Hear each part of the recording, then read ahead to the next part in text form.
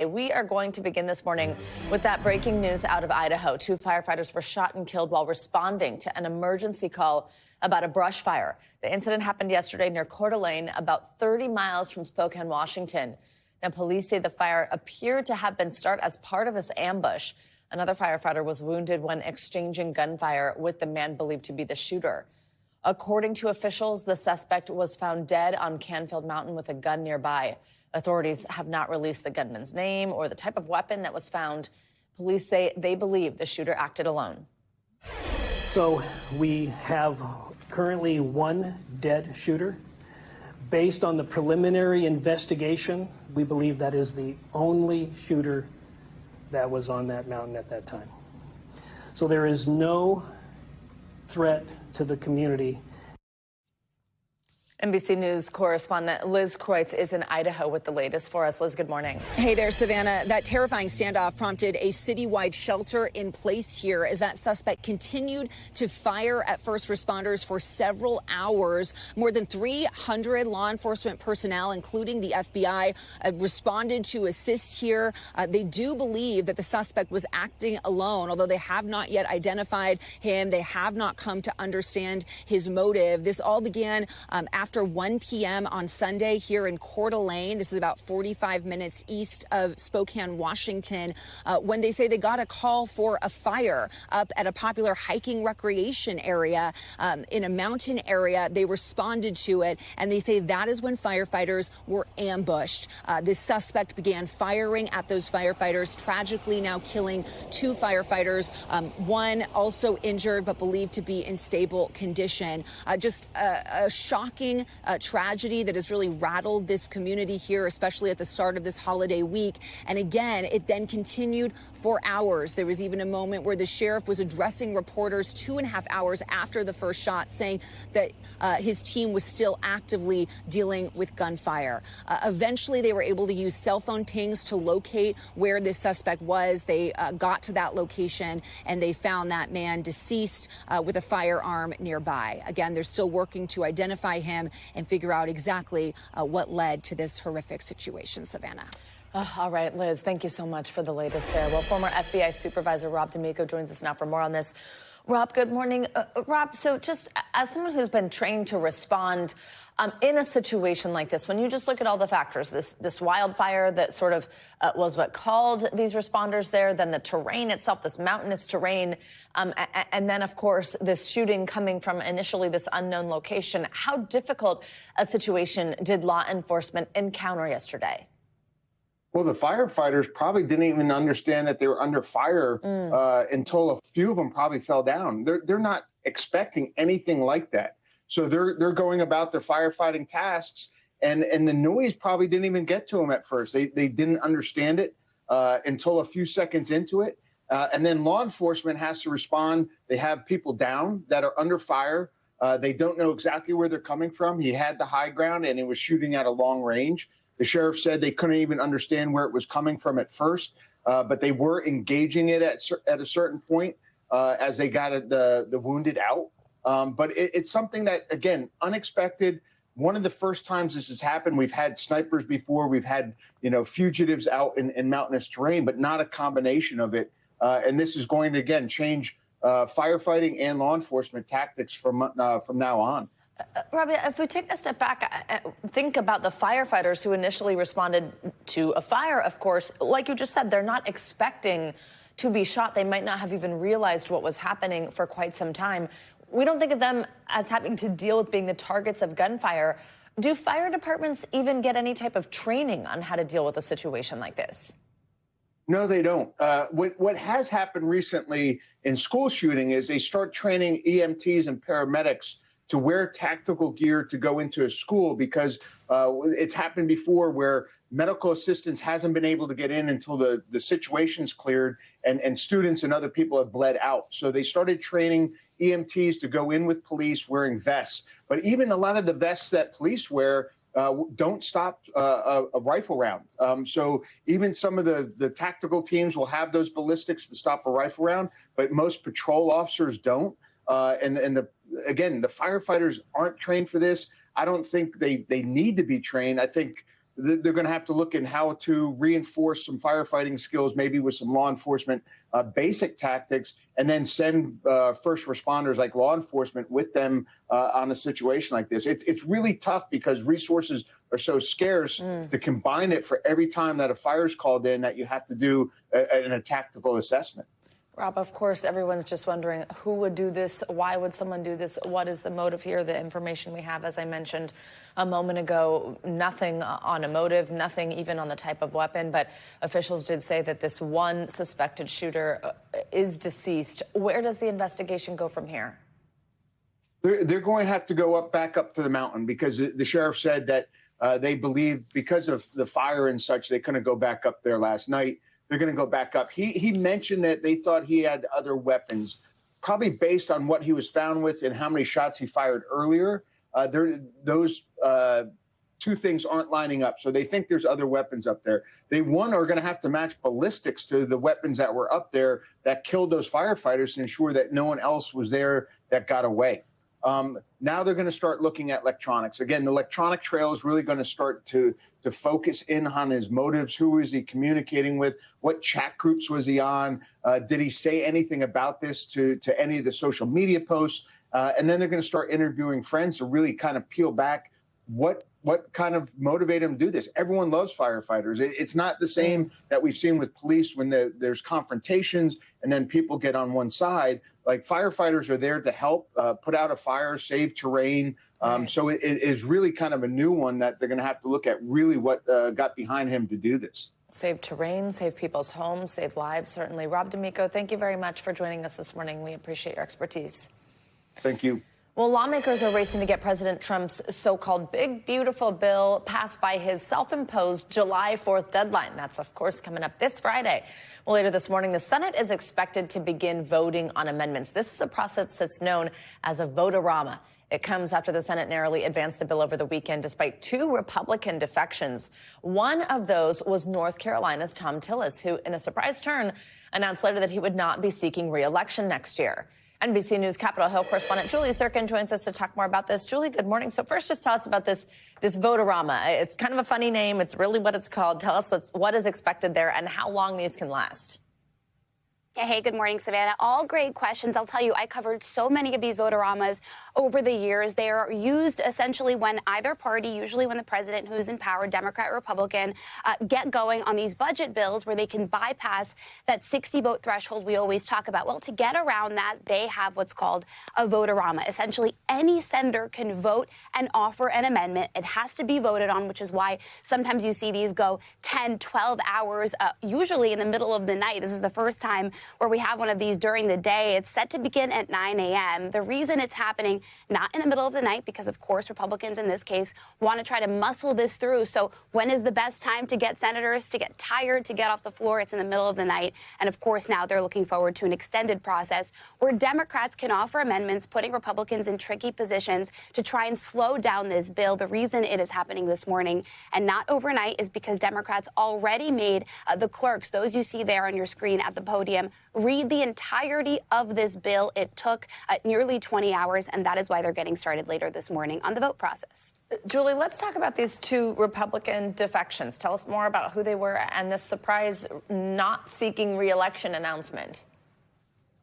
Yeah, there are a couple of Republican defections. Certainly Trump, the president, and Republican leadership worked and raced until the final minutes to try and get those 51 votes to even get onto this bill on Saturday. The vice president was in the building trying to convince some folks. Of course, he was there because he thought he was going to break the tie. Eventually, that didn't happen because one of the people that ended up flipping over was Senator Ron Johnson. You have to understand there are a lot of deal makings happening, side deals, in order to get every single Republican on board for their votes. Some were promised amendments later today.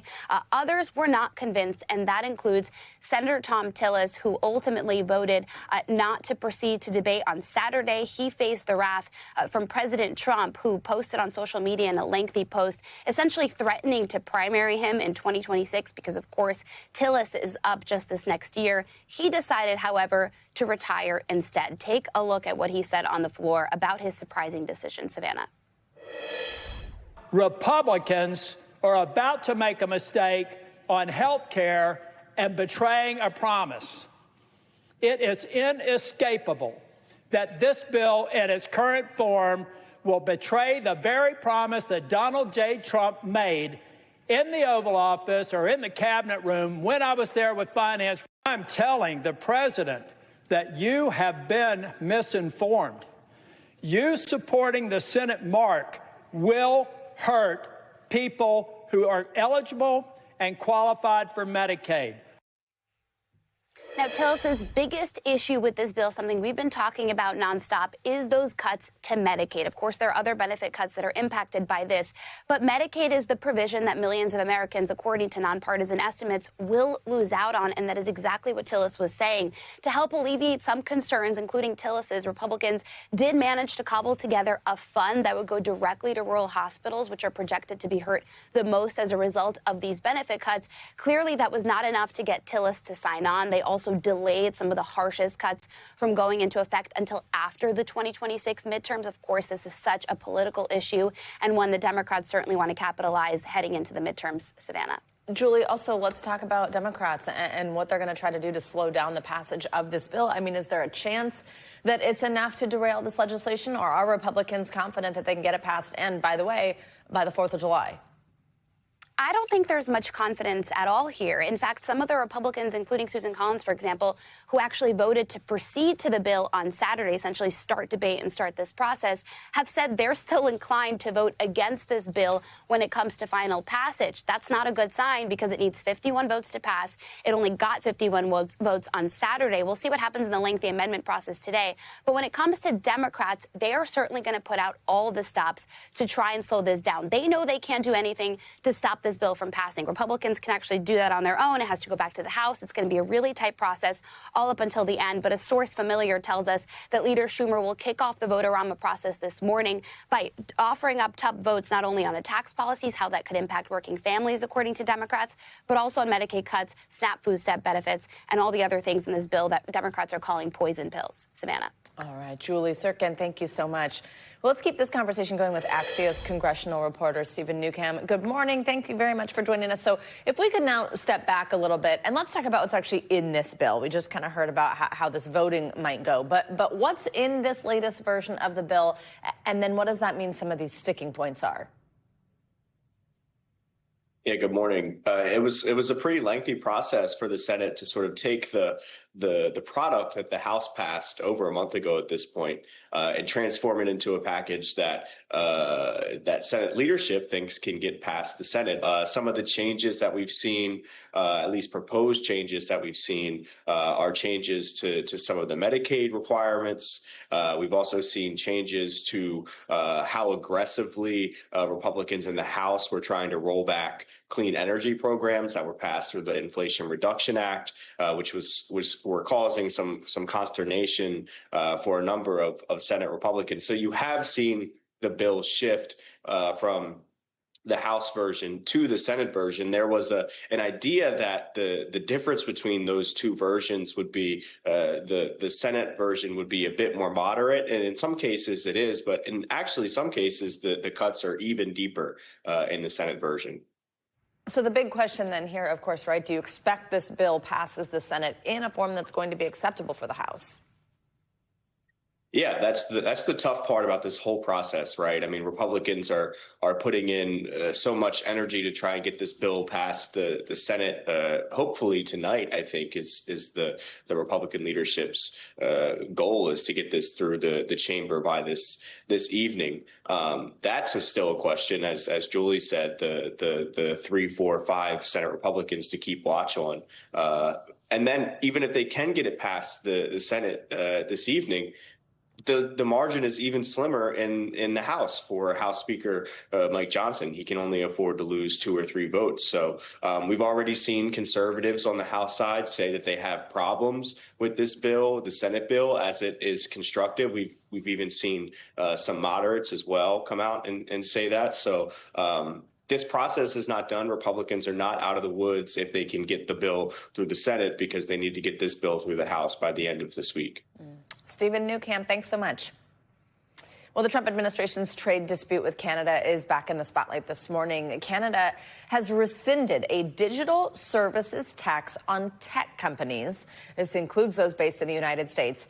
It comes after President Trump announced on Friday he was suspending trade talks with the country. NBC News White House correspondent Yamiche Alcindor joins us now with the latest. Yamiche, good morning. Great to see you. So these first payments, they were actually initially set to be collected today. This is, again, from Canada's digital services tax. Why do we think they're backing away from the tax right now?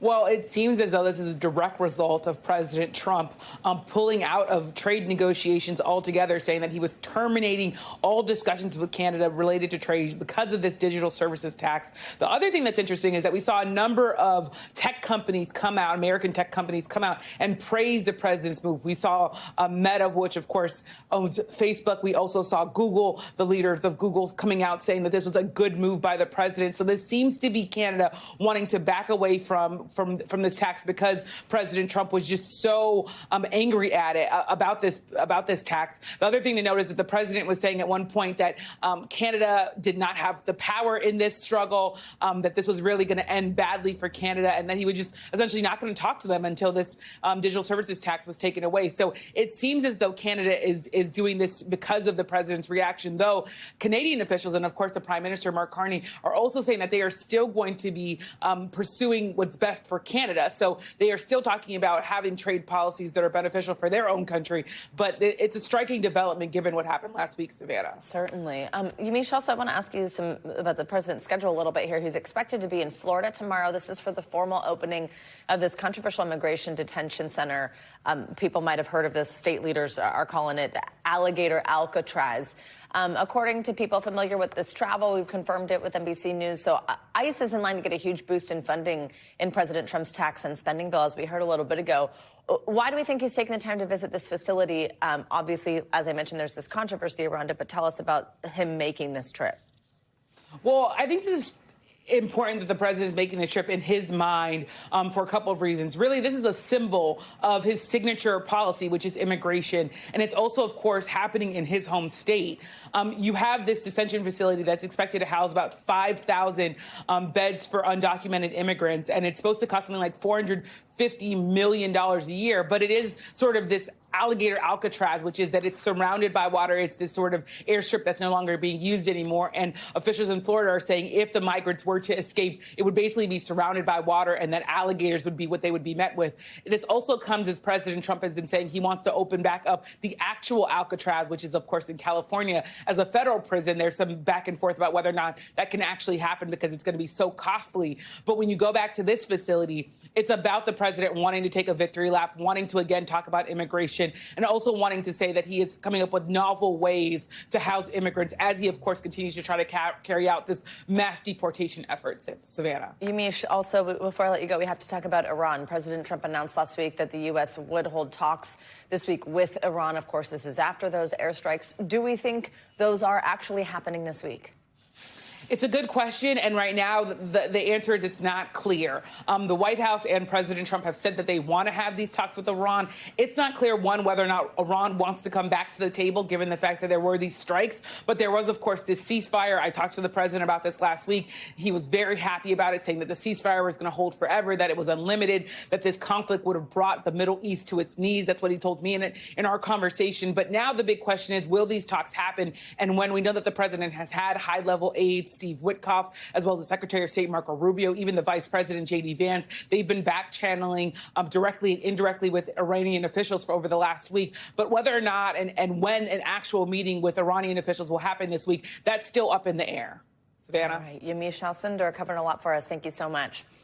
Well, if you spent this last weekend shopping and prepping for Friday's holiday, you want to know what the weather is for your 4th of July, right? Let's check in with Angie Laskman. Angie, that's exactly what I did. And I think you have good news for us for this weekend. You know, it depends on what you like, Savannah. If you're looking for some heat, if you're looking for some sunshine, yes, we've got some spots that are going to see just that for the holiday week ahead. Here's what we're dealing with right now, though, those heat alerts up to 18 million. We've seen this number grow over the past couple of hours. So parts of the south, parts of the southwest, we've got the the Pacific Northwest included in there as well. And these temperatures are going to be quite elevated today in some of these spots. Notice out west from Redding to Las Vegas to Tucson, it's triple digits plus, really, essentially. We've got 90s for Chicago, upper 70s for Boston, and Norfolk coming in above average into the mid 90s. Tomorrow, kind of more of the same. Still warm out west, still into the triple digits for places like Phoenix and Boise, Chicago, New York, Tallahassee, Lubbock, all into the 80s. So pretty typical kind of summer-like temperatures for folks in those spots. And we keep that going essentially through the middle of the week and into the upcoming week,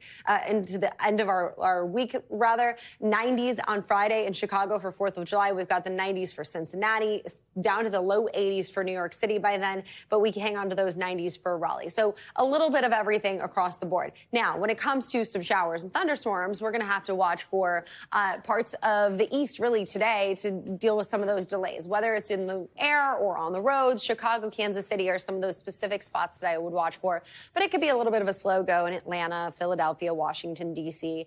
because of some of those thunderstorms. We keep that same kind of region in the picture for tomorrow, Savannah. Unfortunately, the mid-Atlantic dealing with some of those severe storms and flooding. So we'll watch to see if that can impact our air travel or, of course, our road travel as we gear up for a big holiday weekend. All right. Well, there we go. Like I said, some good news in there. Some good news in there. Heat. Everybody wants to swim, be outside. Yes, we do. Summer lake temps on the way. Yes. Thanks, Angie. We'll see you in a little bit. Got it.